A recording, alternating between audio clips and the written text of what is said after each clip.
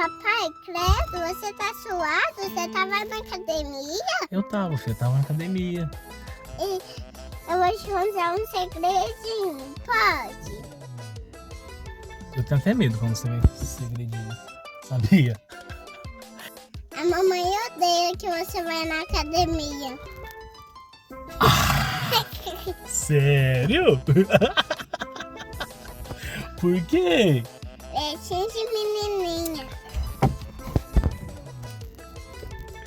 Eles linguaruda, viu?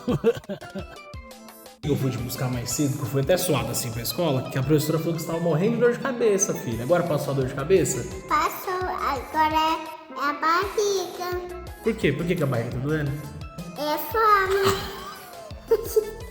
Tava demorando, né? É. Ai, não aguento mais não.